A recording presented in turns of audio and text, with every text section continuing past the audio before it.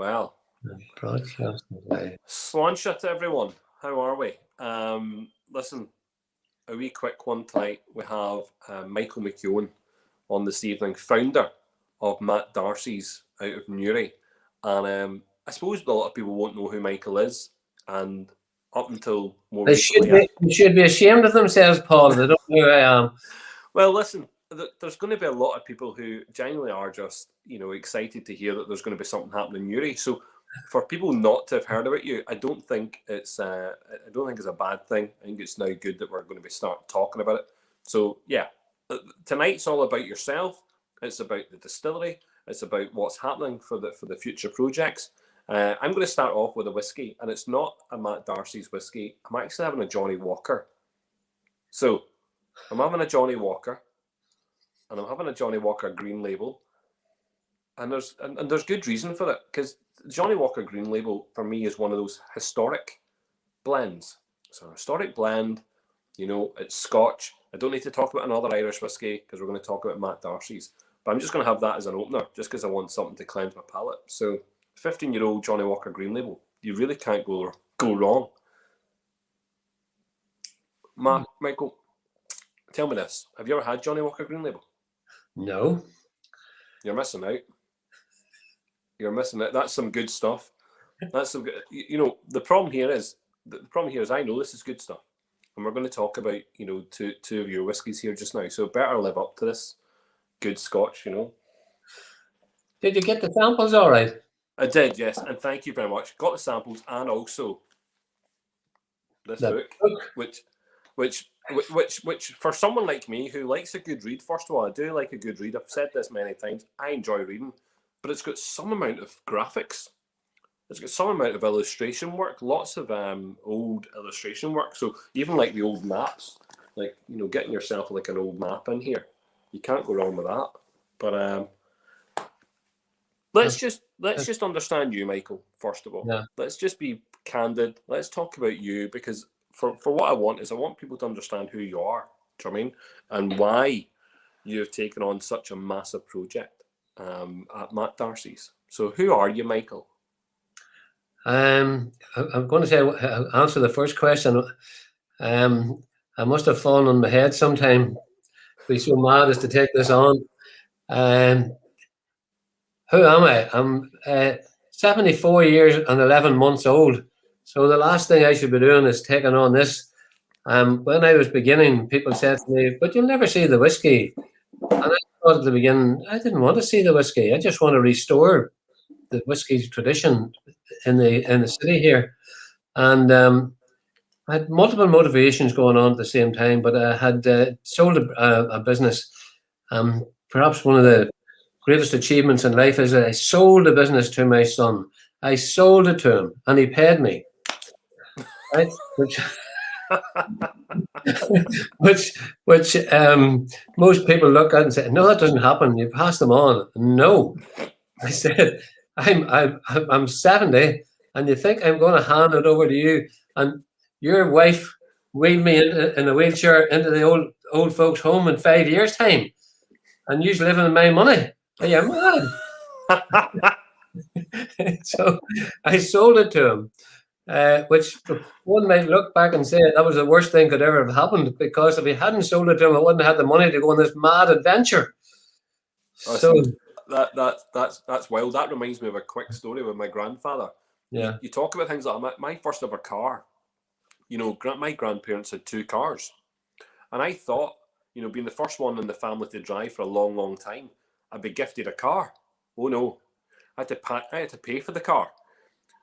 Now, don't get me wrong, he charged me £1 sterling, took me to the post office and made me pay for the car at the time in the post office. So yeah, you don't get things for free. Good things don't come for free. Any possibility your people were Scotch? Let's move on. Just tight people. Right, so you want to know more. Well, I was actually born, literally born among the barrels. I was born in a pub in Lurgan, which my father had taken over in 1940. It had been closed in the 30s, but he had been originally a barman in Belfast in the 1920s.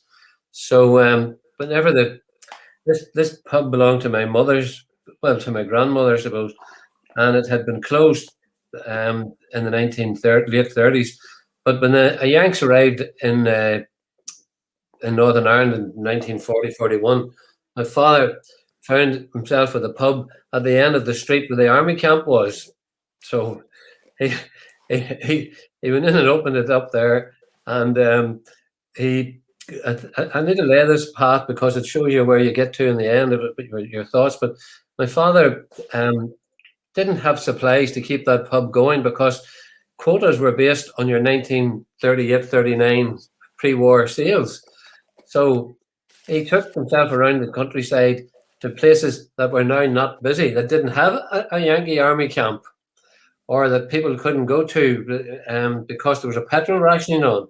Yeah. And he went to those places and he bought their quotas from them and brought it back to Lurgan and doubled the price. By the end of the war, it was quite a lot of money he had. And I wasn't born until the end of the war, by the way. But during the war, he had great trouble getting supplies and resentment at people who wouldn't give him whiskey or whatever it was. And he said at the end of the war, I'm never going to depend on anybody else. So he set up his own wholesale business. And that's around the year that I was born. Now, you have to see this as a large family. There are 11 of us. I'm halfway through it. So I'm the baby after the wartime. But over the next 10 to 20 years, the business grew enormously. And we eventually became one of Northern Ireland's largest independent wines and spirits agents. It was sold out to C&C in 1995. But I had actually parted from the business before that. I was still a non-executive up to the time we sold, but I was actively there until the age of 30. But literally we're amongst the barrels. My father would have been, he'd have bought a whiskey under bond, and then he did the blending initially at a little storeroom at the back of the pub.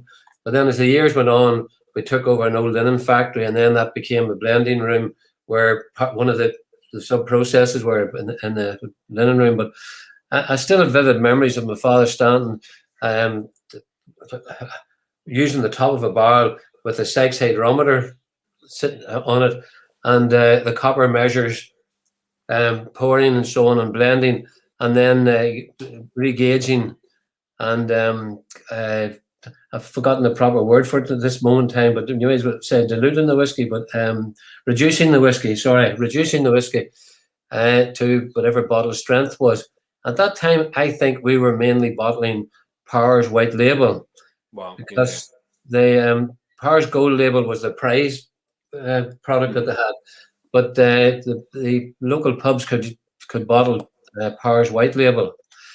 I have understood a lot more by, when you mentioned the book I've written, I did a great deal of research into the blenders and where they got their sources of whiskey from. And most of the blenders are in the small towns were being supplied by either Jameson's or Powers. And whether or not they relabeled that in their own brands, etc., I'm not sure. But my mother was a developer of brands. She was a very literary person, and we never actually got around to branding our own whiskey. But she did make up brands for her own wines and sherries. And one of those was, she made a brand in 1946, the year I was born, for a red wine, or a red and white wine, South African wine. At that time, after the war, the South African wine was the poor man's whiskey. So if you were growing up like me and you were behind the bar, the working man came in and he asked for a wee a wee wine and a bottle of stout. The man who worked in the accountant's office or in the bank, he came in and he got a half of Powers and a bottle of stout. Right. But my mother invented a brand called Monty's. Now, the brand leader in Northern Ireland at that time was called Mundies, Mundies. So it was a bit cheeky. She called her Monty's. A little bit cheeky. But it was a brilliant stroke, because the hero of 1945-46 was Field Marshal Montgomery, Monty. So, Stroke of luck. Stroke of luck. well, this is the kind of environment I grew up in. But the dinner table talk was about brands and products and so on. And someone asked me earlier today about did I like whiskey, and I says no, I don't actually like whiskey. Oh, why is that? Well, why are you in it? I'll tell you separately why in a minute. But I says when we became a bit more prosperous in the early 1950s, we moved out to a townland called Silverwood on the edge of Lurgan near the motorway where the ski slope is now and the golf course is. And we had a very nice house there, but there was no town water. So we had a well and a pump, and the pump pumped the water up into a tank in the roof space. And then we had water in the house. But in the summertime, we would run out of water. So my mother phoned back into town and said, here, Terry, we've no water. Would you bring some water home? So my father says, all right. So he got an old empty whiskey barrel, filled it with water, brought it home and pumped it up into the water tank. So for the rest of the summer, we were drinking diluted barrels. Aged, cast aged water. So any wonder I don't like whiskey? I tell you what, people would sell that these days. They'd think it was some sort of speciality, cast aged water. No doubt the Asian market would think that was absolutely. Well, there is a process for scouring barrels with hot water. I've forgotten the terminology for that, but anyway. So Michael, you were born into it. You're born into that smell. You're born into like a pub environment, which I think is absolutely brilliant. So you're born into that. You genuinely, that business model that you've talked about, going into the wholesale and the wines. So that's integral to your life. So it was maybe stupid of me asking, what makes you want to, set up a distillery, because that's maybe stupid. Because actually, one of those pipe dreams for a lot of people, if they've been in the industry, is maybe to look at that. But this is, for me, am I gauging this right? This is more of a historical, thing with yourself. You really want to look at the history of Irish whiskey. Yes. You want to look at Newry. Yeah, look, and I think the book. Actually, Paul, I think I should lift a couple of visual aids myself for a second there. This isn't my first. Oops, that's a decanter lid just went flying.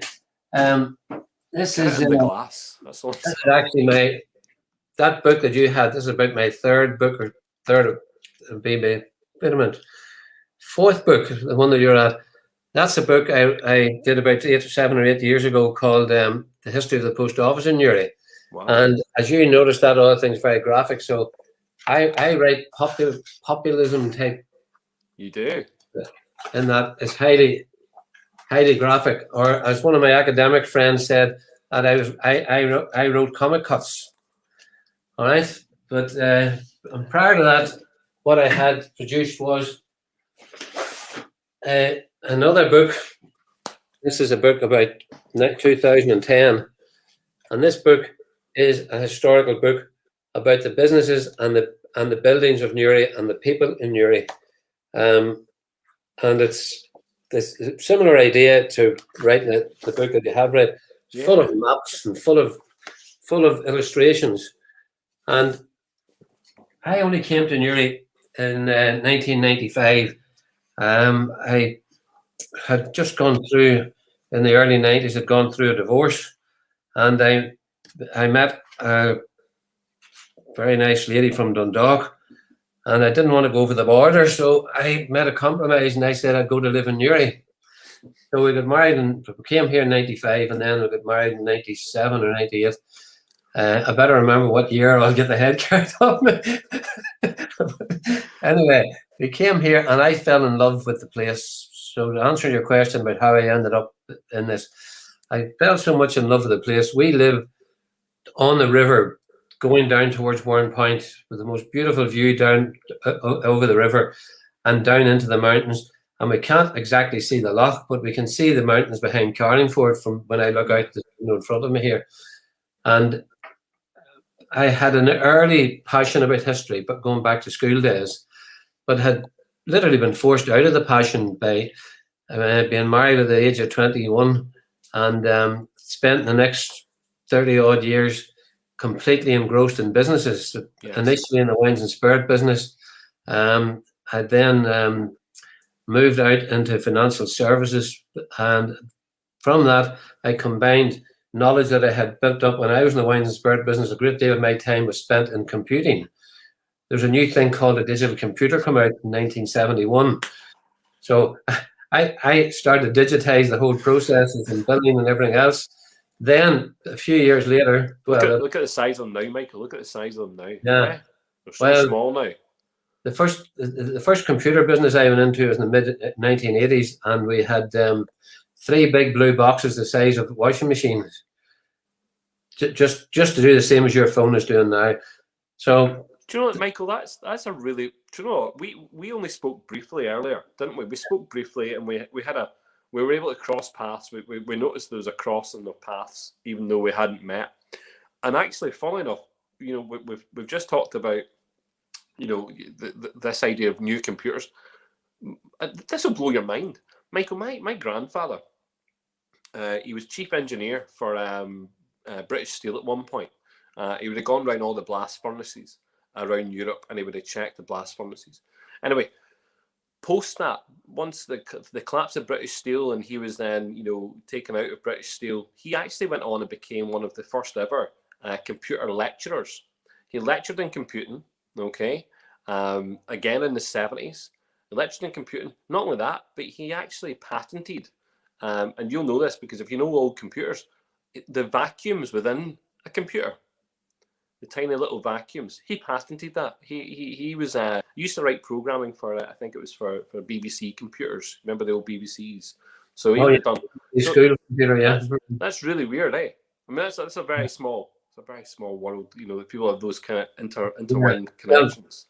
Well, I was in the information and software side, and the early 80s, I set up a business which we called Interax, which was 10 years before the internet. And it was this mad idea where we went around convincing people that it had a keyboard and a screen, that a piece of wire would connect them to a big computer in another place. It was called networking, and And it all worked on the phone lines at 10p a minute. And anyway, we succeeded after. I'll not scare you with the money involved in it all, but after the 3rd year, I got one of my lucky breaks, and we signed a contract with British Telecom, and we became subcontractor to British Telecom, and that went on for about 7 or 8 years until the market shifted again, and we changed the model the way we had the business. And in '95, the reason why I came to Newry was, or was able to come to Newry, was we sold out to the Provident Capital Company at that stage, and then I was excluded from either working in financial services, computers, front-end financial services, etc. So what was left to me was, with the connections that I had, I set up a business which is quite well known in Northern Ireland called Crash. You'd probably see his advertising on TV and so on now, Crash Services. But that's because that was where I was left out of the contract for selling the previous business. And thankfully, Crash has become an enormous success in Northern Ireland. That's the business I sold to my son. So is Crash, is this right? You bump a car or something? Is this what happens? You bump a car and all of a sudden someone deals with your legal issues?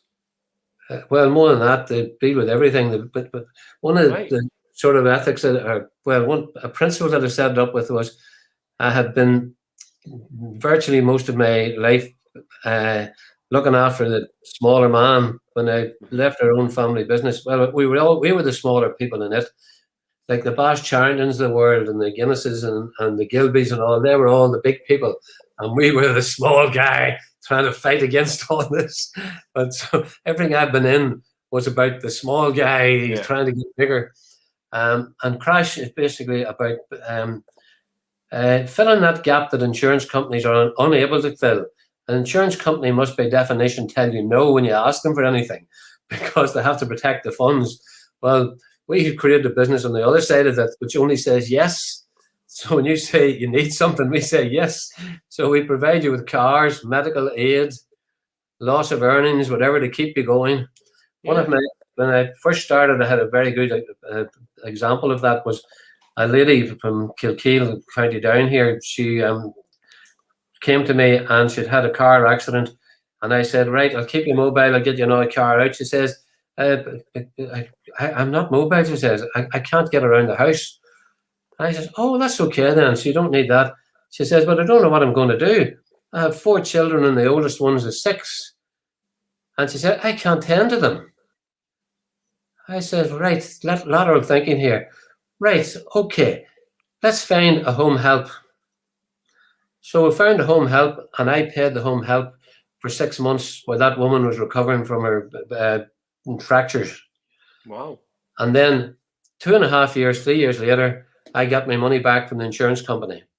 But there's no way the insurance company would have gone in there to be innovative and say, we'll provide you the care now. No. Their idea is, yeah, you just lump it until we are ready to deal with you. So Crash is based on looking after the individual for all the needs. You have just plugged Crash. I think everyone on here now is going to go and search for Crash. They're going to, because I see it as visual. I see it all the time. But I think people are now going to go, I need to change the insurance provider. I need to go and look at Crash. No, we're not the insurance provider. Well, you're not the insurance provider. You're the people we speak to before we deal with that insurance company. Yes. Paul, I'm going to give you the first of my immodesties.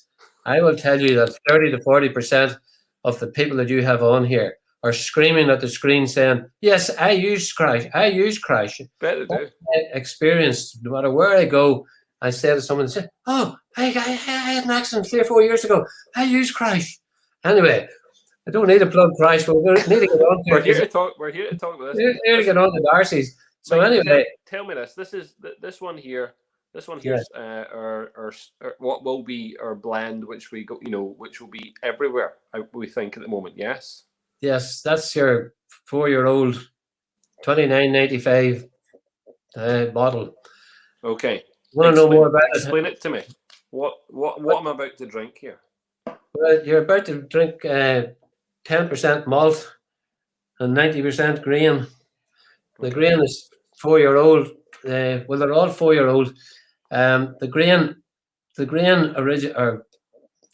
Well, there's even 2 grains in it. One of the first 45% of the grain is in a virgin oak cask, and the second one was in what they call an AB1, and always been used before.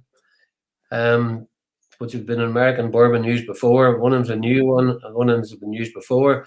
And the other 2 casks that make up the malt, one of them was a porter or stout cask, and the fourth one, have to think for a minute what the fourth one was, or else look it up here. So that's interesting. So we're obviously using the bourbon cask, but then the refill bourbon cask, yeah, and also that stout. So we're getting that kind of lovely wee creaminess off the nose, even, but lots of vanilla note. That grain is I take it the 4-year-old grain. That's just been produced not far from where you are just now. Oh no, everything. There's no secrets in it. Our old stuff is Cooley, and our younger stuff is G&D. Super. Okay, good. I've forgotten the fourth ingredient there. I looked it up this afternoon to remind myself. Whilst I'm not I haven't got the abilities to taste and to tell you about it. I have got the mixture and the liquids, because part of this adventure was that 3 years ago in May of 2018, we bought around about €1 million of whiskey of various ages. How much? €1 million. Yeah. Wow. Well, wow, because it's approaching 1.8 million in value at the moment. Unbelievable. Part of it, well, about 50% of the spend was a 16-year-old, which is about to approach its 19th birthday. So that was the bulk of the spend. And and behind you, just on your shoulder there, is the 17-year-old. Is this it? Yeah, well, she was 17-year-old over a year ago. Yeah. She's now 18. Well, what we have, We have that virtually all sold except the last, I think, about 15 bottles of it we have. Good. But that was out of 380 bottles of it. We really only got started selling it in November past because when COVID hit, things went stopped. Yes. But that's a new box that hasn't been released yet. In fact, that's only a prototype of the box. It's going to have its gold braid around it. The box that was with that anybody who buys now gets is a very, very expensive box. It's got 4 doors on it, and it'll never be repeated. But it had well, what am I trying to stumble instead here? I'm trying to tell you the shock wave, get the shock over. That box there that we're making now is going to cost about 15 quid to make. The box that's on the box that was issued with the 17-year-old cost £60 to make. Jesus. So I can tell you it'll be a collector's item. This little bottle in here is like about 12 quid. The little necktie, golden necktie, is a £5. There's a plinth at the bottom, cost 15 quid. Whew. No expense spared there. Well, I think it's something I learned in previous businesses. Push the boat out. So, because first impressions. Have you seen, Michael, you must have taken leaf from our Belfast Whiskey Week festival boxes. You must have taken leaf from that and said, this man is pushing the boat out. He's putting in some presentation work. You know, those bamboo boxes, they're not cheap. That's proper high-end, stuff that people are getting. Yeah. You must have seen that, Michael, and gone, this guy, we've got to follow that. We've got to follow what he's doing. Must have been subconsciously, but Paul, and you're going to take that compliment away from you and divert it and say, but you saw my book, you know that I only do high end. Now, mate, the book, listen, I want to just, a couple of things I want people to get from this is go and get the book, because this book, the stories in it, because do you know what, the way you write, it's the way you write, it's literally is a storybook, it's, you know what, if I handed that to anyone and said, listen, come back to me, tell me what you make of that, and they will say this is the most, for those that are not just historians, for people who are just interested in Irish whiskey and a little bit of history about Newry, this is an easy read. It's not hard, it's not difficult, but it's actually really interesting. Now when I was given this, I think I had this now for about a week and a half. I've had to read it, and I've read it, twice. But there's a couple of people in our whiskey club who have had this for longer. And funnily enough, I didn't realise, but someone had sent me this as a Christmas present. I actually had this book, and I hadn't had time to open it. So I've actually now got a second copy. So what I'm going to do, Michael, is because I have 2 copies now, I'm going to give a copy away. So I'll give a copy away for anyone who wants one. We'll do a little prize, and I'll get this up on our Facebook page and our Instagram account, and we'll get this sent out to people, because actually it is a very, very good read, and I think that you need to be applauded for putting the effort in. And I didn't know you were an accomplished writer beforehand. I didn't know about the other books. I'll have to go and find them and maybe read them also. But yeah, no, very, very interested. It brings me back to when as a young person, going through school, I was very lucky to have both my father and my uncle were both history teachers. Oh. Well, you say wow, not wow when you're at school and your uncle's your history teacher. Don't know if that's a wow factor. That might be here, Paul. You're well getting off lightly all the time. Why is that? Because your uncle's the teacher. Aye, maybe. Do you know what I mean? So. Listen, it's I'm a historian at heart. I studied as one of my degrees history, so I'm a big fan. But yeah, absolutely love the book. So I would say get the book, and have a read of it. But I've just tasted. So that was just the original. This is a £29 blend, which we can purchase just about everywhere, and I really like that. There's a lovely subtleness to the flavour. There's no high-end notes, which is really nice. It's actually very, very tame for being such a high grain content whiskey. The love of the bourbon, but that stout, if that's a kind of creaminess it allows to have on the mouthfeel, and particularly off in the nose, I really like that. But I'm going to try this 10-year-old. So I have this. I'm going to crack on with this now. So I want to pour it into my other glass here. And Right. explain to me about the 10-year-old. So I think people will want to know about this one. Okay, Well, so this is that 10-year-old has started off with a 10-year-old grain, but it actually has around 10% of the 17-year-old malt. okay. Yeah, that's Right. good. So And even that, though the youngest ones might be 10-year-old, there's some uh, 17-year-old in here. it's probably why it won the gold in San Francisco, ahead of some of our leading brand names. But it got a silver medal in Las Vegas. But I think it was because it was embellished by the older malt. I was having a chat with the blender distiller in Dundalk today about our next iteration, what to take out, because we've now got 12-year-old and 18-year-old malt, and I said, would we repeat that? And he actually talked against it. He said that the 18-year-old has become so rare and so precious that he thinks it would be a wrong thing to do to use it up in a 12-year-old.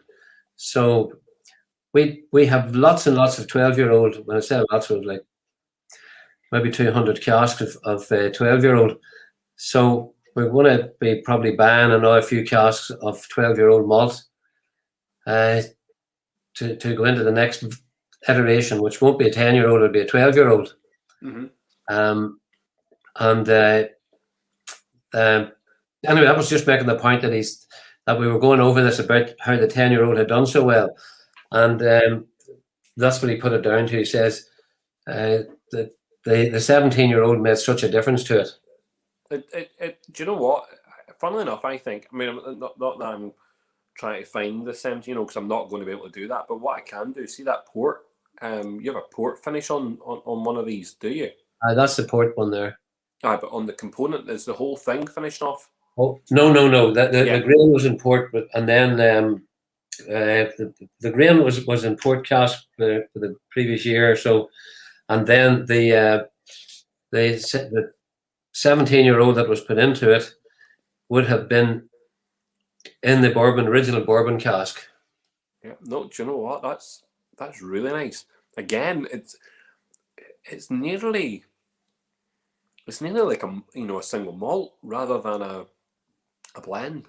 That's got that lovely kind of, again, creaminess that it allows to to fill your mouth with. I really like that. There's a lovely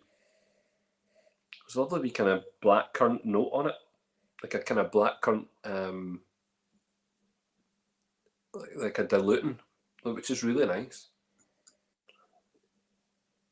Yeah, I like that. I could drink more of that. And actually, funnily enough, some people might be surprised. They might get to taste this soon enough. Do you want that on screen, Michael? Do you want me to put that? I was going to put up a couple of illustrations of it there, because go ahead. The handiest thing is for me to actually pick up illustrations from the book as you were talking there. Sorry, I want to get rid of the sidebar there just now. I just make that full screen. Go ahead. Right. In the latter part of the book, we have. I should have left the sidebars in, but we have illustrations of those. I thought it was the handiest way of illustrating that. God, here, this is like going to the movies and seeing the whole movie before you. Hold on a second there, do we go down and find the right thumbnail? What people need to do is not buy the book, but now what they need to do is just pause it ever so often. They just want to write to me, and I send them this electronic version. Stills. Where's those Colin Stills at? Here, there's what do you call it? There's an original Darcy's bottle. Oh, I was looking. Do you know what? I was looking at this, right, and I kept on thinking to myself, what does that look like? And it's nearly a kind of Bushmillsy kind of esque. Oh no, no. You mean Bushmills copied off Darcy's? I'm not going to say. I said Bushmills esque. Hold on. I'm not giving them credit. I'm not going to accuse Bushmills of anything. Not even making up a story about 1608. No, I'm not going to accuse them of any such thing. Anyway, what I was trying to do was I was trying to get down to the there. That's the page I was trying to get to. That's the 17-year-old and the current presentation box. You know, it's got four flaps, one this way, one that way. When you open it, there's another two inside it. I'll go and get you my own. That bottle that you see here is bottle number 1. I kept it for myself. You know, the one behind me here. Yes. But anyway, that's the 10-year-old presentation there, and the 10-year-old gift box. And you did right to keep number 1. I know some people were talking about numbers actually bottles earlier on, and people don't believe in the hype that's made. But I think it's nice, particularly for the distillery, to always keep bottle number 1. I don't think it's I don't think it needs to go out in public. I think it's nice for the distillery to have it. But yeah, that idea of the 4 stars on the crescent on the bottle for the Old Newry, and also it's got that harp. It's got the distinctive harp, which a lot of a lot of Belfast distilleries would use the harp. They haven't. There's harps and there's harps. This poster here, which I was demonstrating earlier, just to flick back to it here, this is Darcy's original advertising poster, which I think we can date to about the 1880s. And I say that because I investigated. Is this the Glasgow one? No, there she's there. Do you see that? That's still sharing. That one, yes, yeah. Well, this poster has been written up in Irish History magazine for the month of December. There's a 2.5-page article all about this poster. And the odd thing is that there's around the same era, maybe a few years earlier, the same exact symbolism was used in a very nationalistic, Irish nationalistic poster. I might have the poster still on my desktop here behind this, but no, I've got it. I've got rid of it a while ago.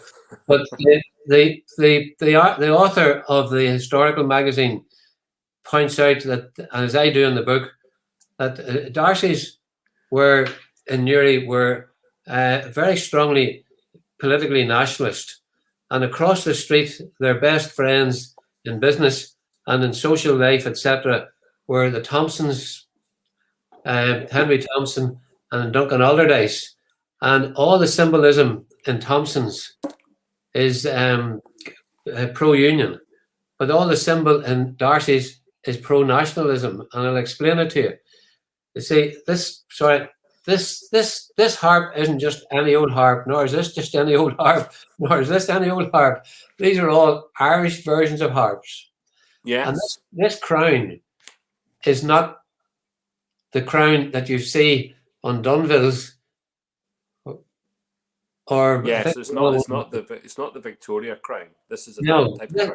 This is meant to be. The historian who wrote this up last month pointed out that this was the crown of the old Ireland crown, and this was Hibernia celebrating, all the symbolism of Ireland. And here she is with the Irish wolfhound, etc. And down here, if my what do you call it, arrow is working, these are healthy people working in the fields full of barley, looking over the lovely industrial town of Newry, out down through Carlingford Lough and out to the mountain above Carlingford. And what the historian says is that this was a symbolism of what a free Ireland would look like. Yeah, well, I suppose, it's that, to me, on the picture here that I'm looking at, it looks like a blue kind of background on that harp, yeah? Yes.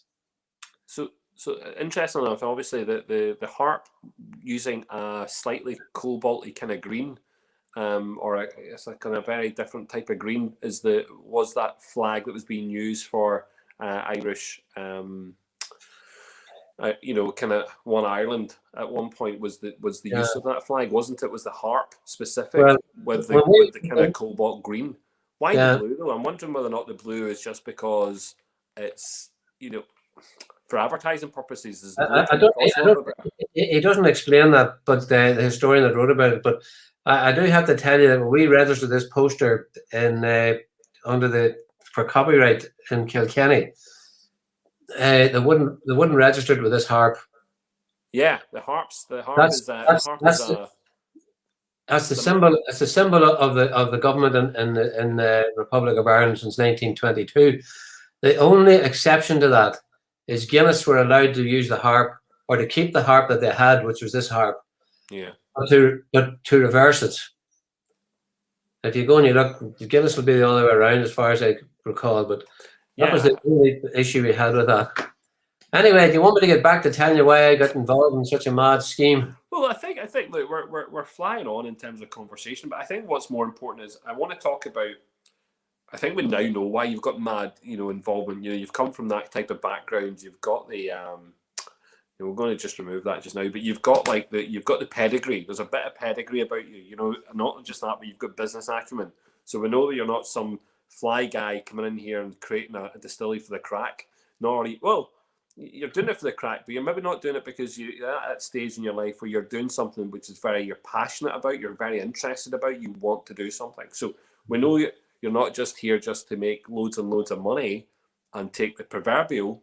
You're here to get involved. You're here to make a statement and bring something back to Newry. So for me as an enthusiast, loving the fact that we've got distilleries happening all over Ireland, lovely that County Down is booming, but to see the cities, to see Newry, to see Derry, to see Belfast with distilleries, to me that would be fascinating.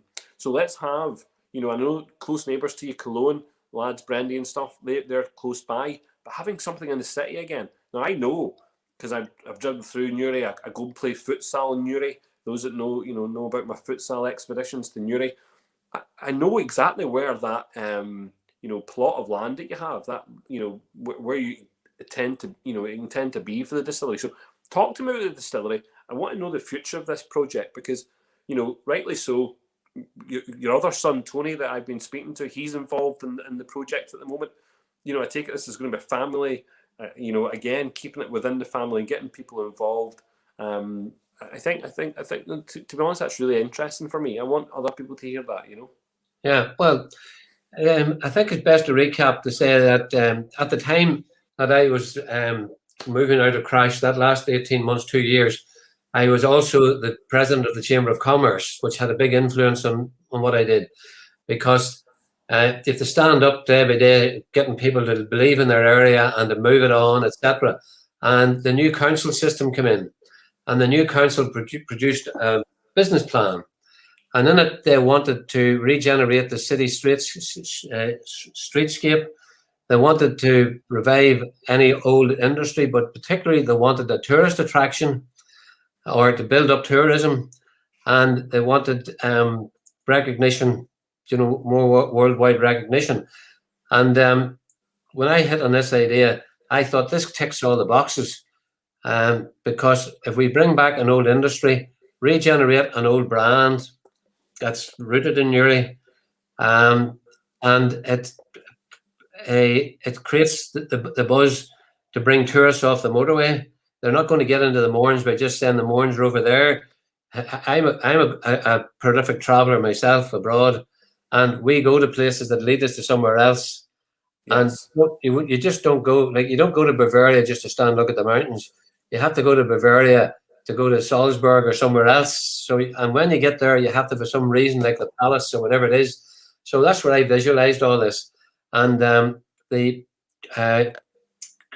was also very much influenced by when I took the notion. I come home that Sunday evening. I remember when I took the first notion, I was sitting in the Fitzpatrick's pub up in near Carlingford, and I saw one of the old Newry mirrors sitting up on the wall behind my wife's head, which is all in the book as well, by the way. But and that night I come home and I said, now what do you need to know about getting a whiskey brand going?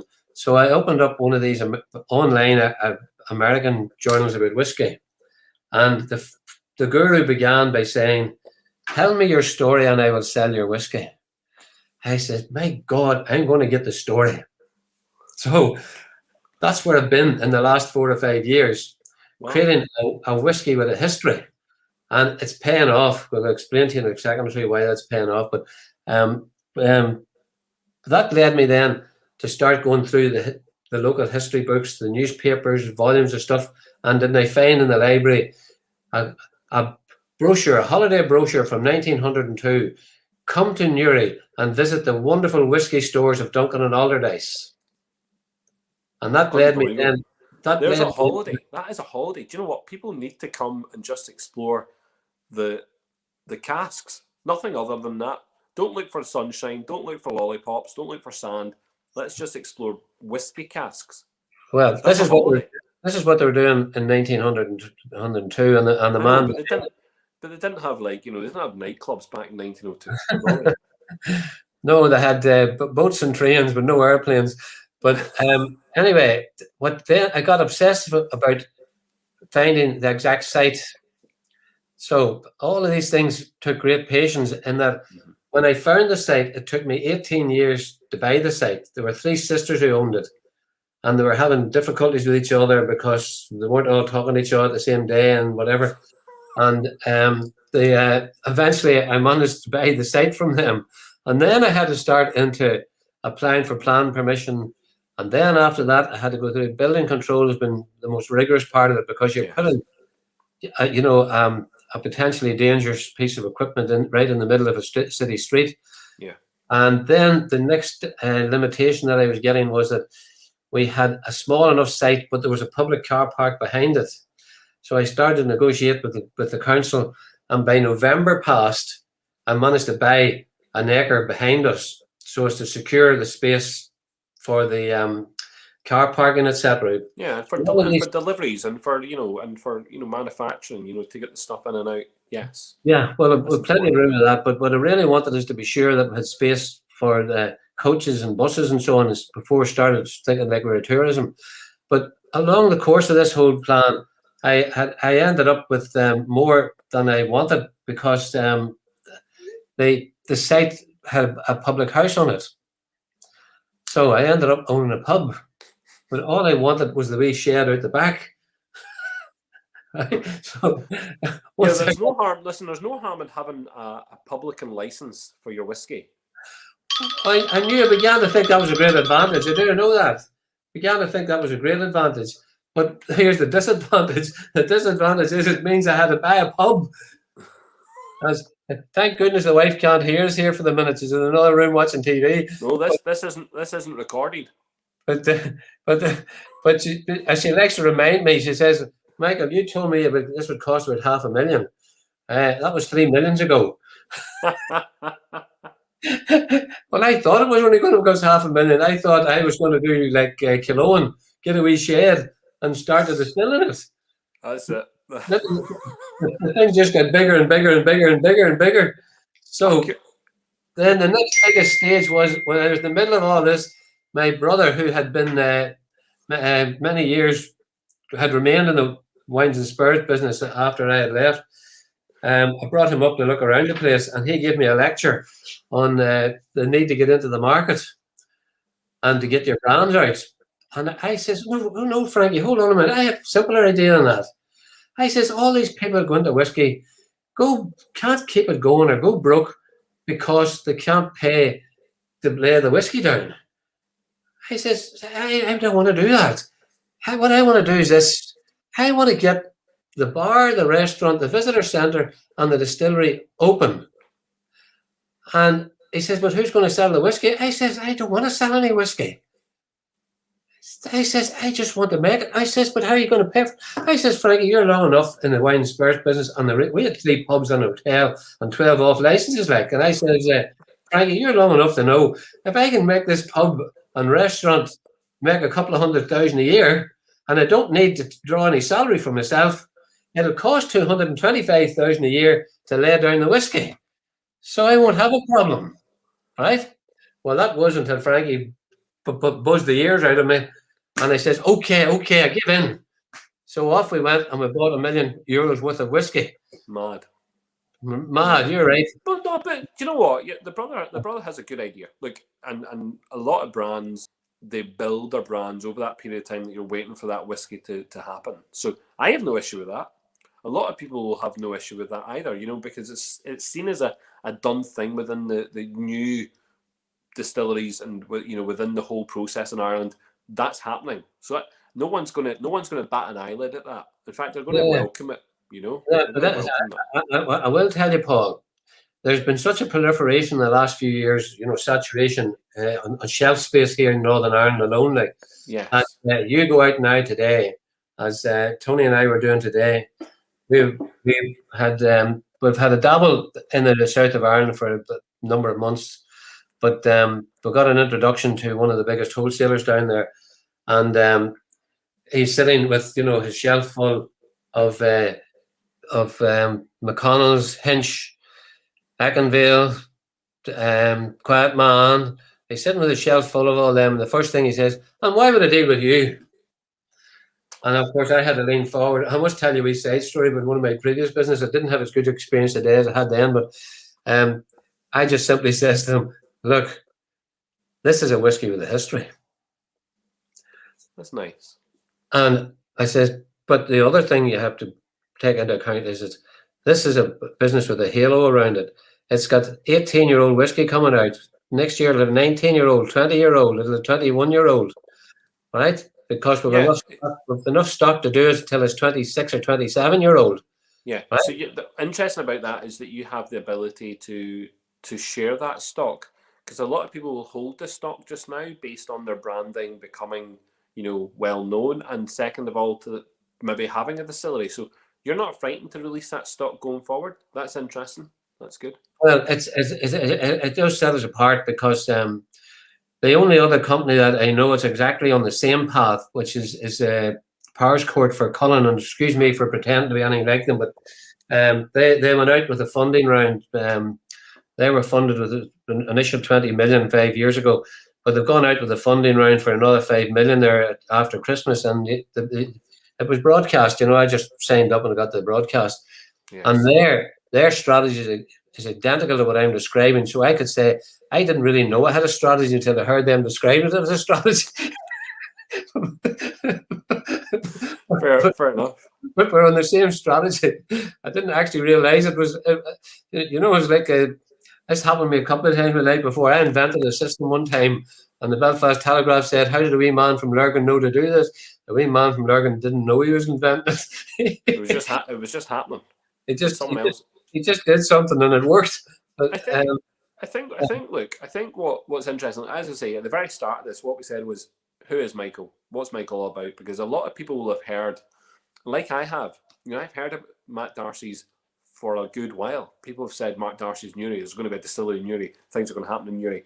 Yeah. We've heard that, and we've heard a lot of noise. I think you're going to get a lot of time. I mean, look, what you're getting with me is just a bit of crack. You're going to get a lot of time with a lot of bloggers, influencers, newspaper articles, TV coverage. You're going to get a lot of press over the next couple of years of watching your business and that distillery developing.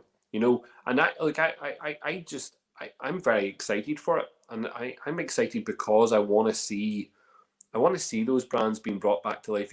You're only using at the moment just the Matt Darcy name for your branding just now, but there's lots of brands within the Newry kind of whiskey, and you touched on Allardyce, you touched on Taylor, you touched on all these Thompsons, you touched on these ones, which actually, when you look at the branding and stuff, you will have the opportunity to use, just like we have Dunville's has been utilised, just like McConnell's has been utilised. You're using those brands, but also, you'll do something very special here. You're going to create, for a long time, the first, liquid coming out of Newry.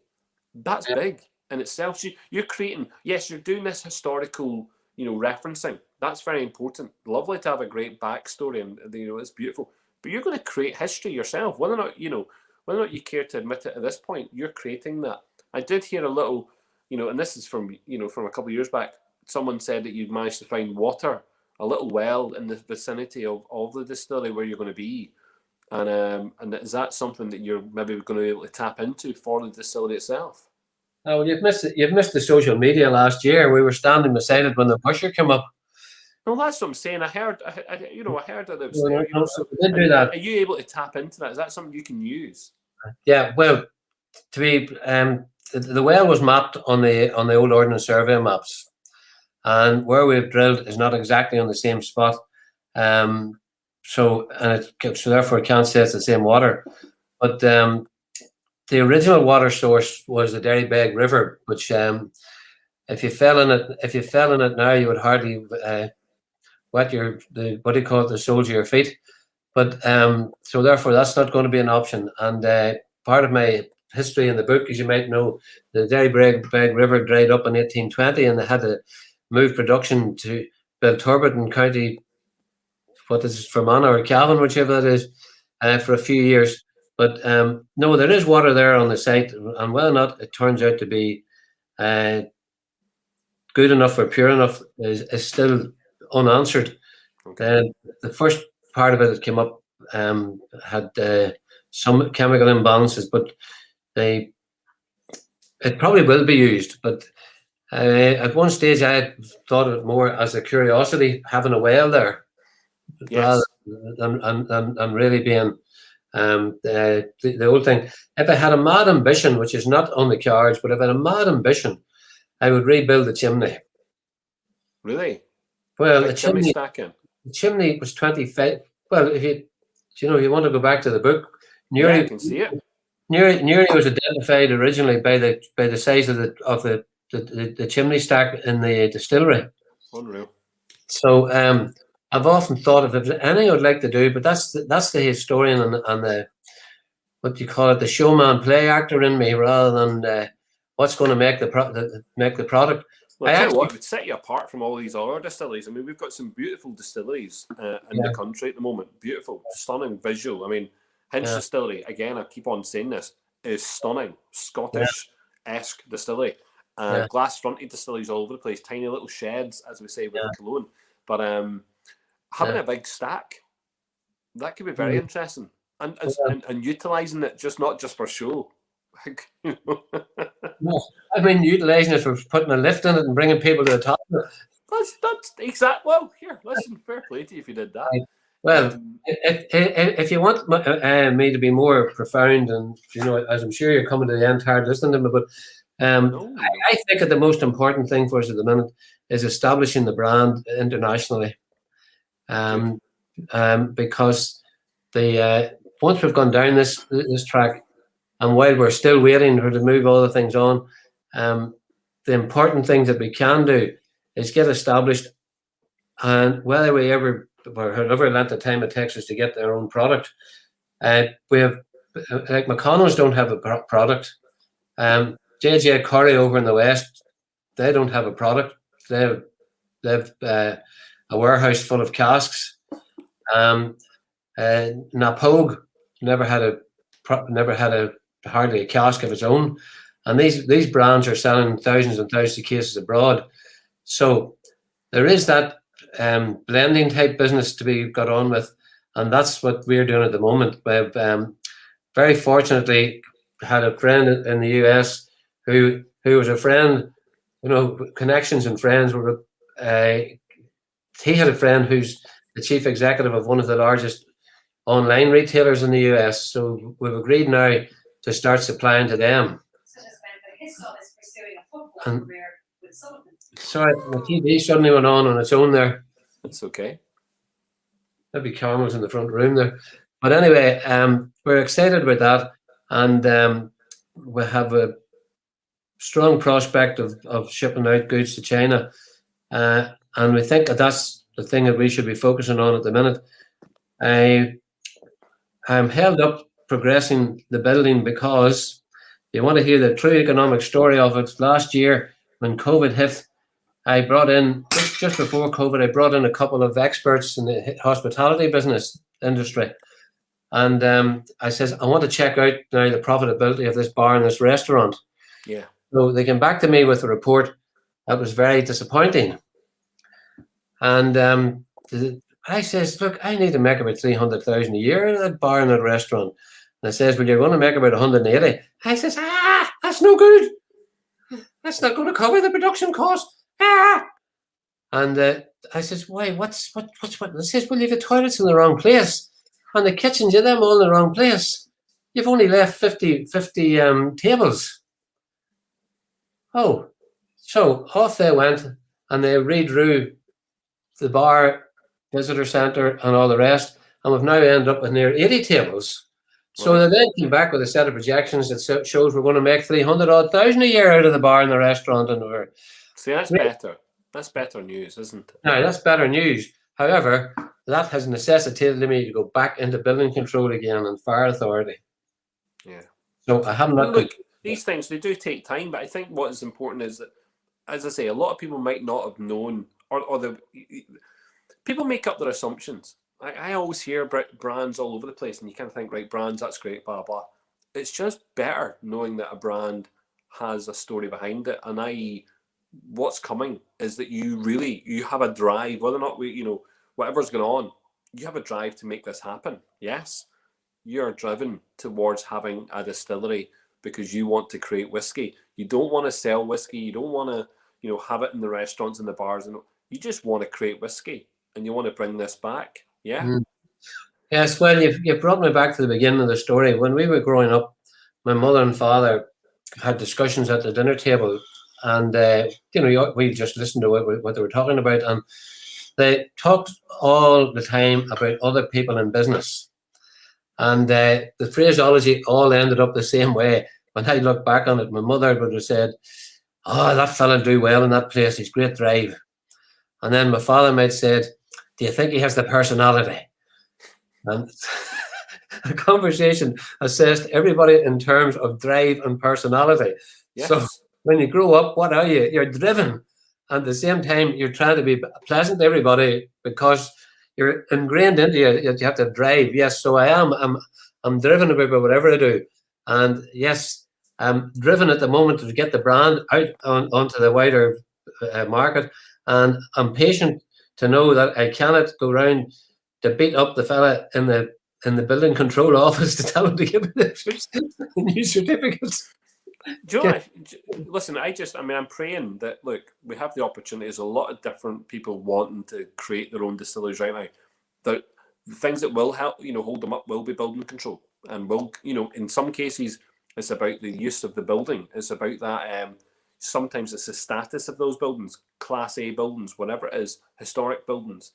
But look, I think once we get past those barriers, I think it's about seeing the future. I mean, obviously, Michael, that's going to be a big part of distilling in Ireland, is having a distillery in Newry, and you will get that passing trade. So you'll get the people coming to Newry just now, for that, if that's the case, because we're going to see, and I just want to touch on a couple of people who've been in the conversation tonight. So Connor, it's good to see you again. Robert, also, Michael, Adrian, and Robert, good to see you guys. Richard also.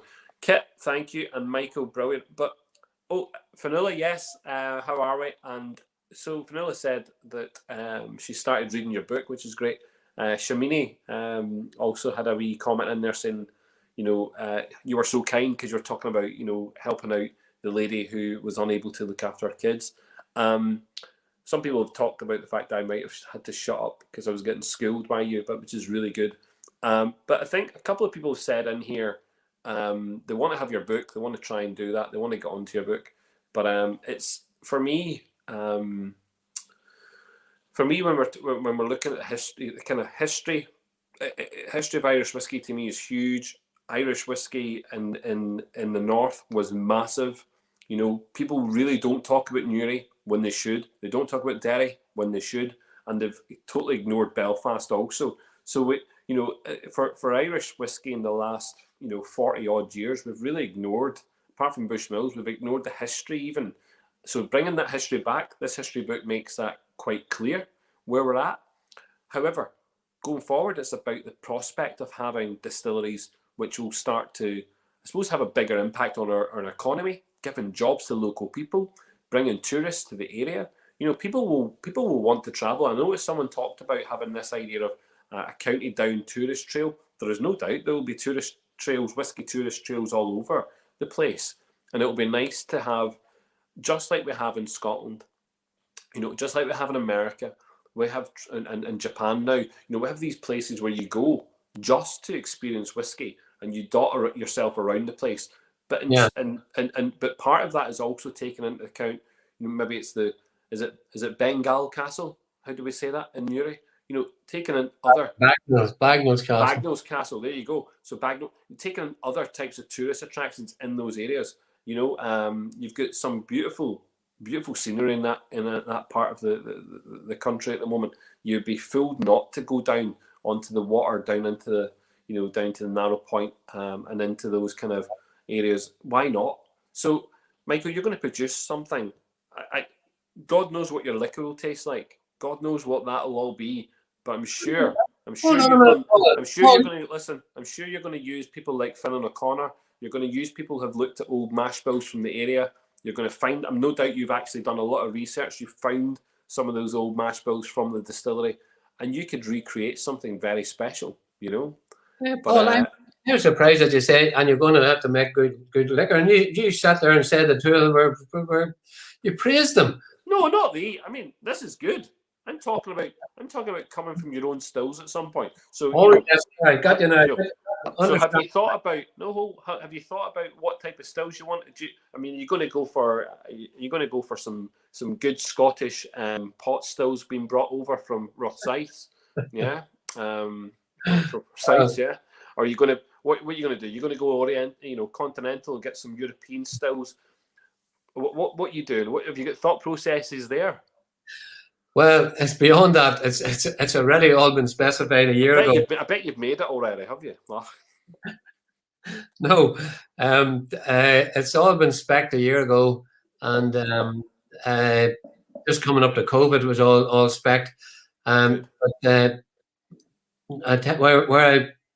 where I've hesitated is that when we're in sight of getting construction going, is the time then to go and find the right person and let him or her. I'd love to be a woman come forward, but him or her come forward and then give it their own. I'm trying to think the right word for it. Their own interpretation of it, as to what the exact specification of the stills would be. Romantically, I've often said myself from the beginning, I'm going to have 3 pot stills because Irish whiskey is triple distilled. Not being silly enough to think, well, why didn't I put it back in the same still? But because it's so imaginatively triple distilled for the tourist, like there's the big one, there's the next one, there's a smaller one. Right, it's triple distilled. Do you believe me? It just looks the part. If you've got the 3, is that what you're saying? Yeah. Yeah. Do you know what? It's a romantic look on what a distillery can look like. Yes, very much so.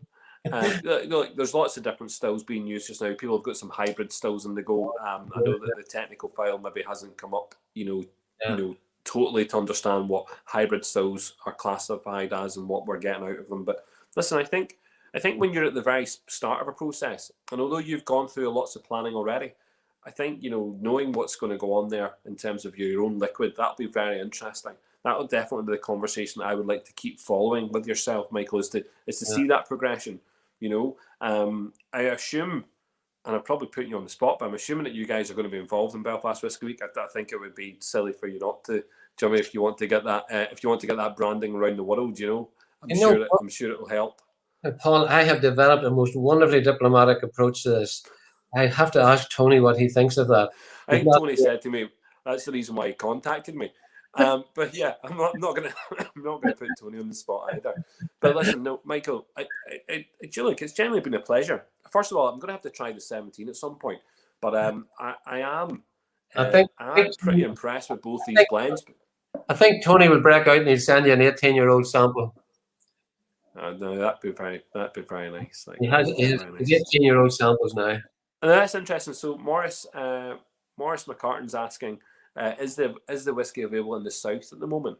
So do you have a distributor in the south? Well, we're talking to one of the biggest ones this morning, but it's in the Celtic Whiskey Shop.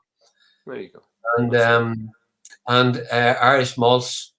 Tony, if you're there, would you answer that question about where I say Tony's on the comment line above there. Maybe he's going to. Tony has. Well, the young children would be in bed, but now he's got 4 young children. But yes, it's Irish malts. Got a shipment in yesterday of all the various products. Celtic Whiskey have all 4 products online at the moment, and in their shop in near Stephen's Green, Dawson Street. So yes, and Morris McCartan, if you would just let us know who your nearest off license is, we will pollute the life out of them to make them order some.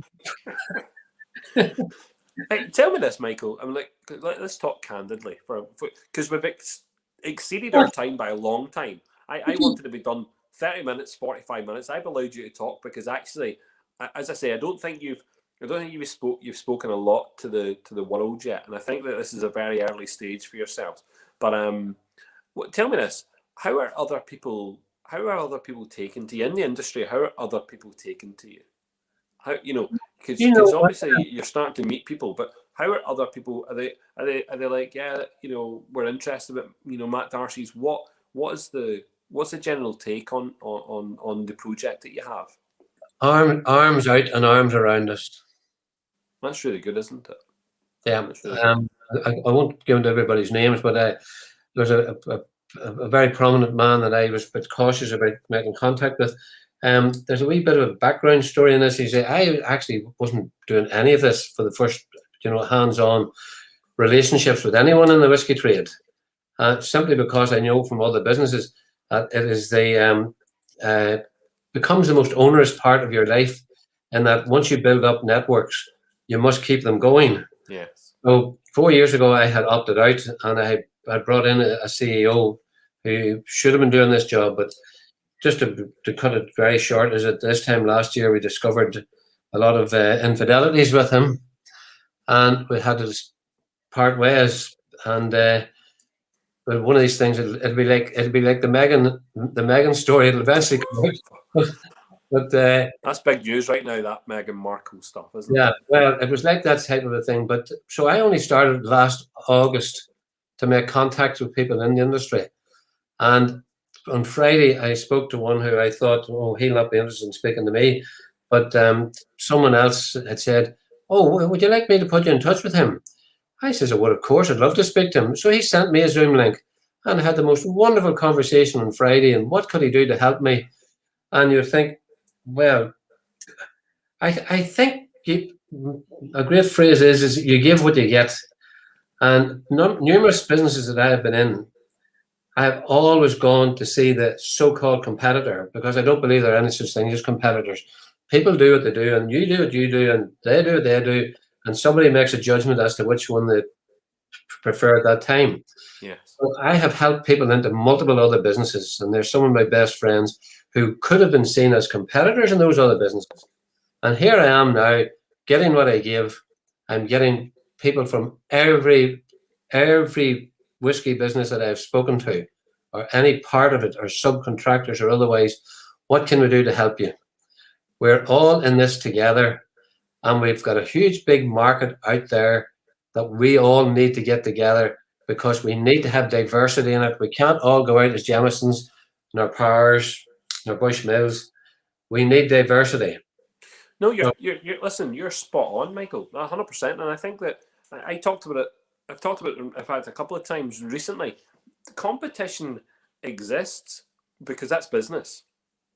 Competition exists in business. I mean, but as distilleries and particularly new distilleries coming through, you shouldn't see yourselves as competition, not distilleries.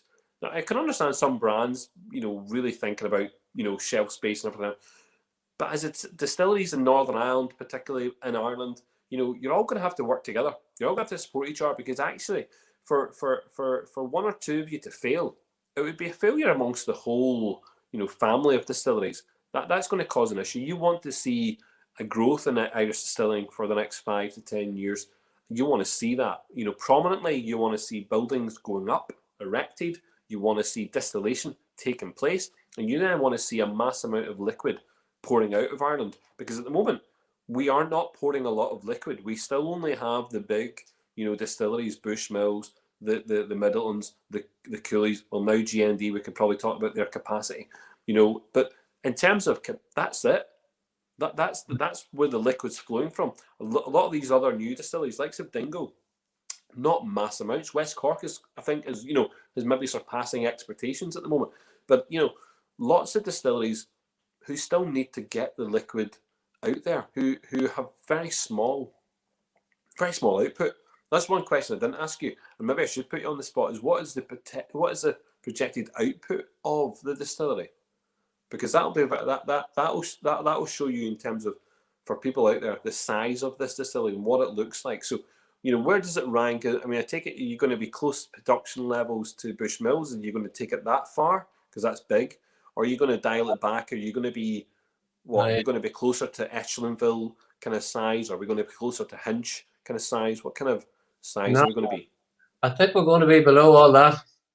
So quite small, because let's imagine. I mean, people don't really understand the space in Newry, but when it really is city centre. It really will be a city centre distillery.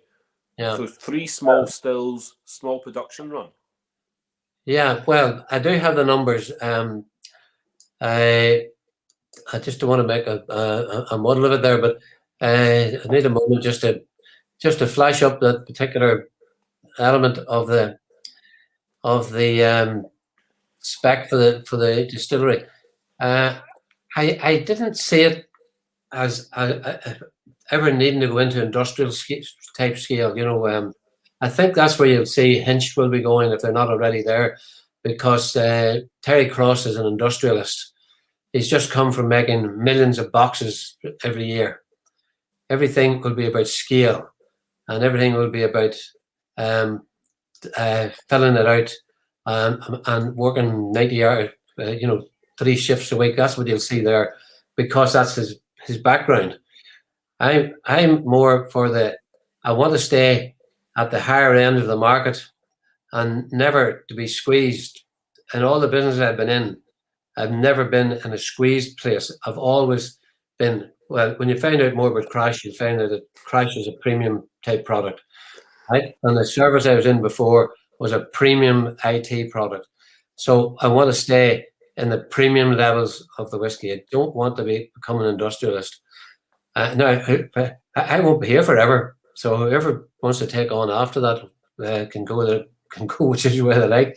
But I'm trying to just quickly find you a proper answer to that. Well, here, take your time and listen. And I just want to say thank you very much for everyone who tuned in this evening. I want to apologise because I have run on way longer than I ever expected to on any of these. So, I do appreciate that. And listen, you're getting a lot of great comments. People are like really impressed with your story, Michael. And Mr. Cool, you're being called Mr. Cool. So the age of 64, you're being called Mr. Cool. The age of 74. I'm playing on there. I know you said it. I'm trying to be nice. I'm trying to be. Oh, it's funny. Listen, but no offense, Michael, but you do. Flattery to me. You do act. Young at heart. Listen, no offense to you. You're taking on a project at a time in life when a lot of people would sit back and retire. And fair play to you and look, genuinely, I do mean this. Fair play to you. And even likes of Terry Cross. I mean, let's think of Terry Cross for a minute as well. The man doesn't stop. He is, he hasn't stopped. And fair play. You know what I mean?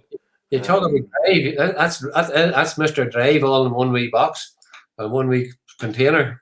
Terry Cross. Well, I know Jamie's in the comments there. So Jamie works at Hinch, and he says he can't agree with what you're saying because maybe Hinch isn't that ethos isn't there with Terry at the moment. But what I would say is Terry is literally working hard at whatever age he is, and it's just great to see, Michael, what you're doing. Because here, I tell you what, I've never had an ambition to own a distillery, but I'm thinking maybe I need to have that ambition, because if you have that ambition and the drive at 70 plus, sure, why can't I? You know what I mean? And I'm only a whippersnapper, apparently. You might.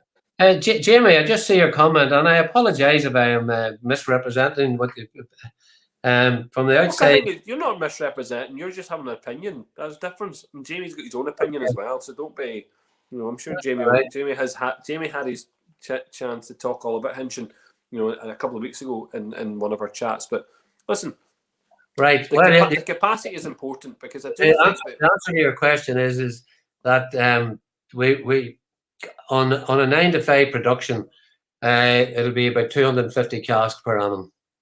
On a 9 to 5. So it puts you, so it puts you above Cologne. at the moment. So maybe 4 times above Cologne, and yeah, approach you at the. Where is Copeland? Slightly shy of Copeland at the moment, is it? I think they might be a little bit higher production. I don't know. So yeah, so not massive production, which actually lends itself to being, you can be, like you said, you could be in that premium position whereby you're not over producing to big markets. You're producing, to a steady amount to a kind of more unique kind of grouping of buyers. I suppose you're going to have to go back to this blend idea, so you're going to have to look at the blend going forward as a business proposition. So, those partnerships with GND right now can do you no harm. Big steps with GND going forward. So really, really good. And again, if you have all that stock that you're talking about, and that can lend yourself into those, 5 to 10 years, brilliant. Yeah. That's really exactly good. You hit it on the nail. Really good. Well, listen, I'm going to be watching, not from afar, but I'll be watching right up in your face because I want to see it happen. I'm really all about distilleries making progress. So, and listen, I want to say thank you very much, Michael. There's a couple of people who have said they've been really impressed. So listen, thank you very much. I want to say Sláinte. And listen, we'll get speaking again soon, Michael. I know you weren't drinking tonight. That's not your fault. It's mine because I said I was. So, but yeah. Oh, you have to remember, it's my father's fault. He poisoned me with diluted whiskey when I was a child. But you know what, Michael? Again, my daddy. I told you he was a history teacher, but he was also his first job. I think not his first job, maybe his second job. He worked in a bond. So he worked in a bond, and he gets sick of whiskey. So he happy enough to smell the whiskey and tell you everything about the whiskey, but he wouldn't drink whiskey now. Oh no. He's sick of it. It was. I think that would turn you off. Back in the days when you had to keep on drinking it. Yeah, every time drinking it when you worked in there. So listen, thank you for tonight, and we'll get speaking again soon, Michael. Sláinte to everyone else. Thank you. Good night to you. Cheers.